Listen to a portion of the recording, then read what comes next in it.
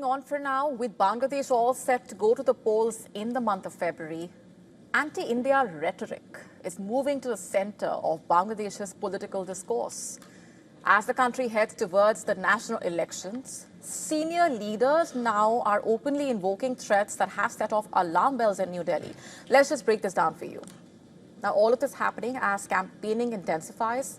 Sharp and confrontational language against India is increasing, with the latest coming in from a prominent leader of Bangladesh's National Citizen Party. Hasnat Abdullah issued a provocative remark at a public gathering in Dhaka. Speaking at that local event, Abdullah directly referred to India's northeastern states and threatened that Bangladesh could once again provide shelter to separatists and anti-India forces. In fact, the remark is particularly sensitive given the geography of the region. 4 of India's northeastern states, Assam, Meghalaya, Tripura, Mizoram, share that long land border with Bangladesh.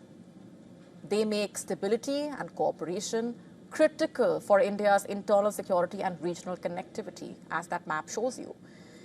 Now, for New Delhi, these comments are not just campaign rhetoric. They evoke a troubled past as well. The response from India has been swift. The Indian Ministry of External Affairs summoned Bangladesh's High Commissioner in New Delhi. In Dhaka, police stopped protesters, which includes leaders of Dhaka University Central Students' Union, as they marched towards the Indian High Commission office. India has also shut its visa center in Dhaka amid the threats from radical Bangladeshi leaders. India has 16 visa application centers spread across Bangladesh. All the visa centers collectively process 22 lakh visa applications in a year.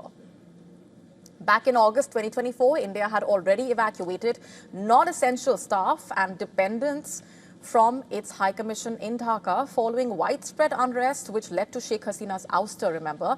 But the hardening rhetoric is not just happening in isolation. As Bangladesh's political landscape shifts in a way ahead of those elections, Islamist party Jamaat-e-Islami appears to be repositioning itself for a return to political relevance. Despite that history, Jamaat has remained a factor in Bangladesh's politics. While it has rarely won a majority on its own, it has often played the role of kingmaker through strategic alliances with the BNP. Jamaat's origins tracing back to the pre-independence era of the subcontinent.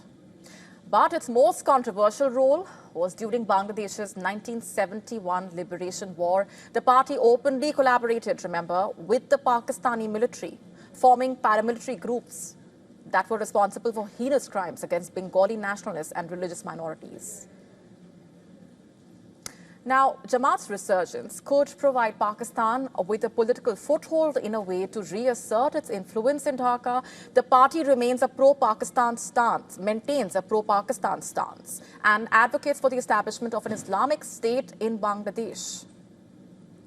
Indian observers fearing that a political realignment involving Jamaat could undermine years of cooperation between India and Bangladesh, particularly on events of counterterrorism, for example, also border management, regional connectivity projects as well. And as the elections draw closer, the message emerging from Dhaka is increasingly clear. Anti-India rhetoric is becoming a campaign tool used to consolidate domestic support. To stay up to speed with the latest news, download the WION app and subscribe to our YouTube channel.